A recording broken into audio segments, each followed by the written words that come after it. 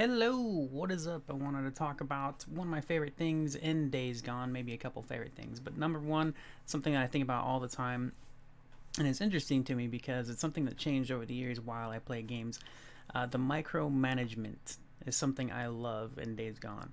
Nowadays, I pretty much hate micromanagement in most games, mostly because I'm sick of it. I'm done. I used to love it when I was younger and I was first introduced and I had to manage all these little things throughout the games and stuff. I'll never forget, like for example, Resident Evil, the original Resident Evil game. Had all the storage, and you would have to make sure that your inventory had the right things, and But nowadays, I'm like, oh no, don't make me do that. That's horrible. So I understand that people now that might like that, and stuff. I don't blame them for enjoying it and stuff. The reason I like the micromanagement in Days Gone is because it's so simple, but it adds to a little bit of the suspense. For example, managing my gas. And it's an interesting thing because I've seen the complaints online, and I also, it's one of the first things I noticed, like right away when starting playing this game and getting into driving around, was like, wow, my gas just poof gone. And it's not like it's just fast, so you notice it, right? But it's not too fast. It's just pretty good balance, man. I don't know if they got lucky with the balance or if they really put in a lot of work to figure out the balancing on how often you need to manage your gas, and not just that, but how many places you would find gas cans. I think twice now, in about around 30 hours played now, I think around twice now I actually had a hard time finding gas. Out of all those hours, I was able to find gas most of the time pretty easily.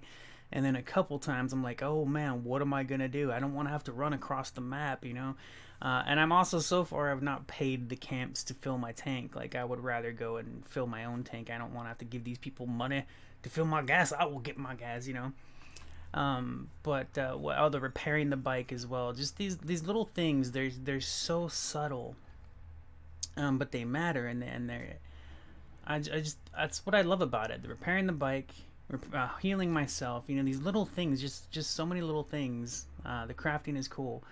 But the bike specifically, having to repair the bike from damage, maybe running things over wrong or running over enemies, which every time I run over an enemy, I'm always like, in my mind, I'm like, I know this is gonna hurt my bike, but it's just too much fun. It's too much fun to run over freakers. So I'll run them over and I'll take that little small hit. But they did such a good job balancing like that survival feeling to the game with those little mechanics, repairing the bike and feeding it gas. Like, really good job. Make this as short as possible. Another thing that's on the top of my head that is one of my favorite things about this game is the freakers, the animations. Because the animations of the freaker, they're so erratic and unpredictable-ish that they're designed to be that way. They look unpredictable, they look erratic, you get used to them, but it's always still this thing where did they spot me or did they not spot me? And the only way you know is if they didn't spot you, because even when they don't spot you, you'll, like, the noises they make and the animations, the erratic animations they make, makes it seem like they spotted you. Like, they'll be out there screeching. And I think it's designed like the way as soon as you get near an enemy, the game it detects you, but it doesn't have the creature actually detect you. So the way it's like a visual, audible detection system to creep you out. It's freaking cool. And I'm just guessing that because that's what it seems like. I'll be coming around near an enemy, and all of a sudden I'll think they spotted me, but I know they didn't, and I'm just like, it's the way it's designed now. It's designed to always be suspenseful and keep you guessing, kind of a thing. It's really freaking cool, man. And I finally, this was something I said earlier when I first started playing, within my first 5 hours of playing this game, was I understand now. Because when I saw gameplay videos and watched the devs talk about it, they were always so insistent that freakers not be called zombies. And I've seen people talk about it since playing the game now, and people still say, oh, whatever, they're still. But no, I get it, because it does it does not feel like just normal zombies, right?